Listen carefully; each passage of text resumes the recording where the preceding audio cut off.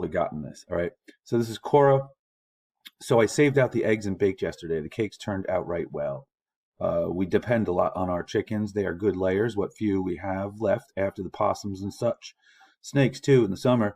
A snake will, you like my southern accent? A snake will break up a hen house quicker than anything. So after they were going to cost so much more than Mr. Toll thought, and after I promised that the difference in the number of eggs would make it up, I had to be more careful than ever because it was on my final say-so we took them. So here she's talking about the quality of the chickens and the quality of the eggs. All right. We could have, and we see here a theme of sort of financial concern, right? Most of us are not counting eggs and chickens with such care that we could be bankrupted by it. We could have stocked cheaper chickens, but I gave my promise, as Miss Loyington said when she advised me to get a good breed, because Mr. Tull himself admits that a good breed of cows or hogs pays in the long run. All right, so this is an example of that stream of consciousness. Her thoughts are running together. This is where syntax also gives us information. What seems to be invading her thoughts? What name has repeated the most here? Whose thoughts is she concerned with? Whose opinion?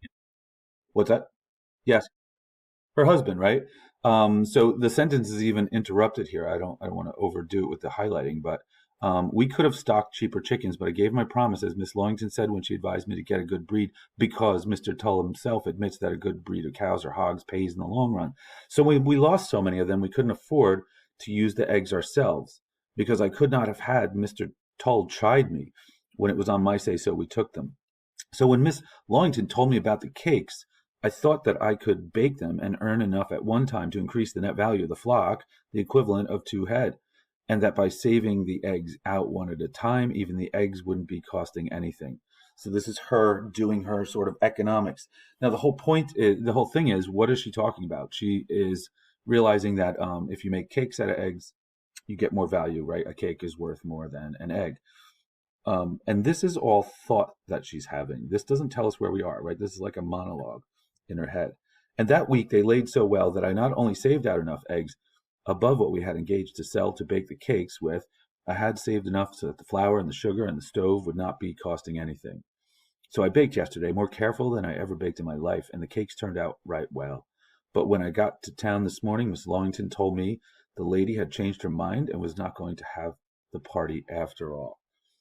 So here we see sort of somebody in town, Miss Loyington, asked for cakes.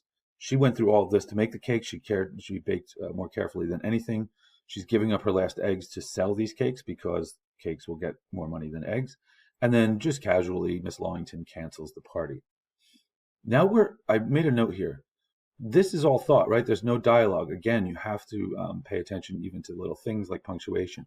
She ought to take in those cakes anyway, Kate says. Well, I say, I reckon she never had no use for them now. She ought to take in them, Kate says, but those rich town ladies can change their minds. Poor folks can't. Riches is nothing in the face of the Lord, for he can see into the heart. Maybe I can sell them at the bazaar on Saturday, I said. They turned out real well. So I've highlighted two different colors. Why? What is the blue? Yes, go ahead. Just use your mic. I can't see everybody's hands. Good. These are her thoughts, and then in the brown or the beige, that's the dialogue, right? So we're in a setting. So this is sort of background. These are the thoughts running in her head. This is the conversation in the room. I know it's in the room because of stuff that comes later, right? They turned out real well. I can't get $2 a piece for them. You can't get $2 a piece for them, Kate says. Well, it isn't like they cost me anything, I say. I saved them out and swapped a dozen of them for the sugar and flour. It isn't like the cakes cost me anything, as Mr. Tull himself realized that the eggs I saved were over and beyond what we had engaged to sell, so it was like we had found the eggs or they had been given to us. She ought to take in those cakes when she same as gave you her word. The Lord can see into the heart. So if, what would you say, tuning into her thoughts here, is she worried about the cakes or is she not worried about the cakes? Go ahead, somebody answer. Is she actually worried about the not selling of the cakes, or is she okay with it? Really? Um, okay, now this is my point. This is how we have to engage with the text. How much of this page, this portion of the page, is her? she's explaining to herself over and over in her mind, right? Her mind is focused. No, it's okay. It's okay. It's okay. If you have a friend that's like, no, I don't care what he's doing. Like she broke up with her boyfriend. I don't care what he's doing. I don't care. I don't care. And she's always talking about him. Does she care about him? Yes. Right. So the book, the narrator's not going to tell us stuff. We have to observe and make judgments as if we're observing, right? There's no narrator to say Cora was nervous about the cakes and talking herself out of it. We actually observe her mind and see the contrast between what she's saying. Right? No one is walking us through the book. We have to sort this ourselves. So look at here. So if we were filming this, if this were on TV, we would only have the beige parts, right? The yellowish stuff.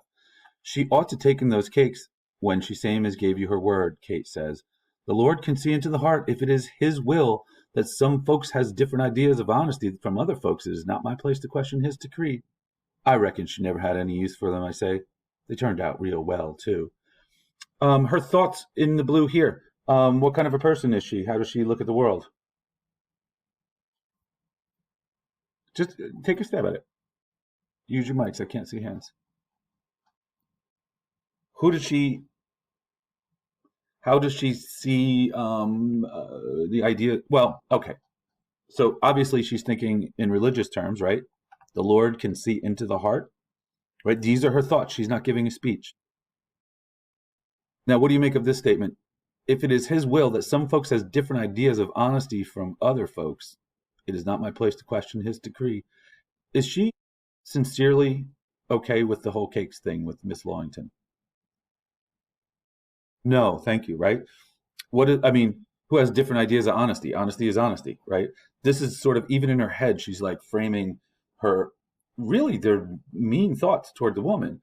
But she's framing them as sort of this is the way. So it's almost sarcastic, like, what? Hey, look, I guess if God makes people lying jerks, that's not my place to question. Right? So now I've changed the highlight because we're getting more context. It's not her thoughts. Well, it is her thoughts, right? I'm kind of combining blue with the yellow, but we're in the room. The quilt is drawn up to her chin, hot as it is with only her two hands and her face outside.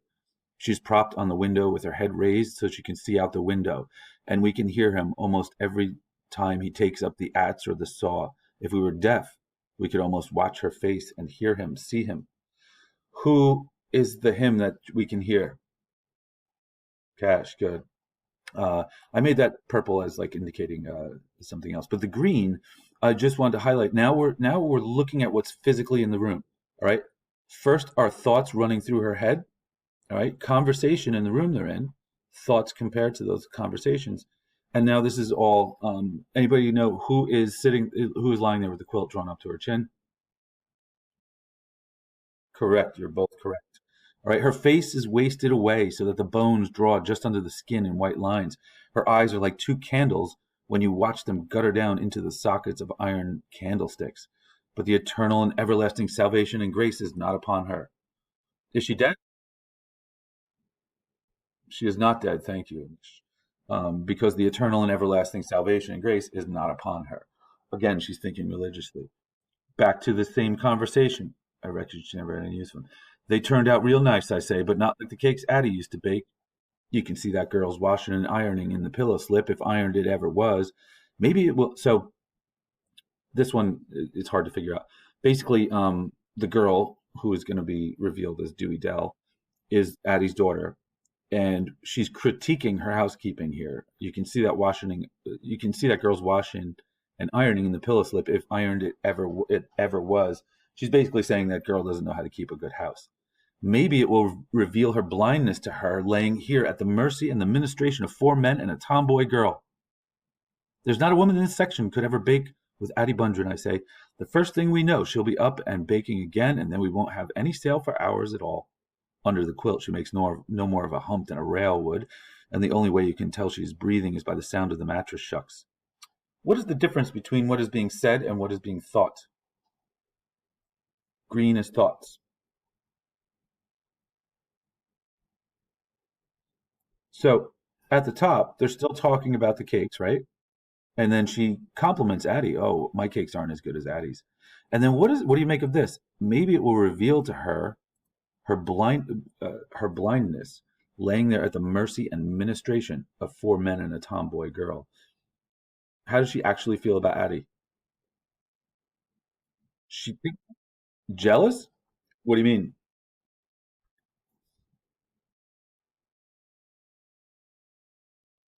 Yeah, there's some pity. Yeah. Again, this might need some context, so I'll just get. Um, she's talking about Addie. Maybe it will reveal her blindness to her, something she hasn't seen, laying there at the mercy and administration of four men. A tomboy is not an okay thing here. She's criticizing her. And this is actually a dig at Addie's ability to raise her children and make connection with her family. All right. So she really takes a shot at her. Then she says, first thing we know, she'll be up and baking again, and we won't have any sale for ours because she's a better baker, right? In this conversation, she's being all polite. This is more of a clear contrast. Does she actually think she'll be up? No, right? Under the quilt, she makes no more of a hump than a railwood. Even the hair at her cheek does not move. Even with that girl standing right over her, fanning her with the fan, while we watch, she swaps the fan to the other hand without stopping it. I should have highlighted that one purple, because that's something like an image we're going to see again. Is she sleeping? Kate whispers. She's just watching Cash yonder, the girl says. This is Dewey Dell with the fan. I know that because something I read later reveals that. All right. So this is one of those things I should have marked it better. This flapping of this fanning of Addie is something that appears later and connects the chapters. All right. Is she sleeping? Kate whispers. She's just watching. All right. We can hear the saw in the board. It sounds like snoring. All right. Again, this is Cash. We know where and when we are. Eula turns on the trunk and looks out the window. Her necklace looks real nice with a red hat. You wouldn't think it only cost 25 cents. She ought to take in those cakes, Kate says. Notice there's sort of a balance. The action of the chapter begins with she ought to take in those cakes, and it ends with she ought to take in those cakes. And then we have thoughts. I could have used the money real well, but it's not like they cost me anything except the bacon. I can tell him that anybody is likely to make a miscue. Who's him? Her husband, right? Anybody's liable to make a mistake, but it's not all of them that can get out of it without a loss. I can tell him it's not everybody can eat their mistakes. I can tell him. So she hasn't told Tull yet that the cakes were baked, but no one's bought them. She's obsessing on it. She doesn't tell us that. We have to read her like you read a person, okay? And then the green is her observation. So green is observing what's in the room. Someone comes through the hall. It is Darl. He does not look in as he passes the door.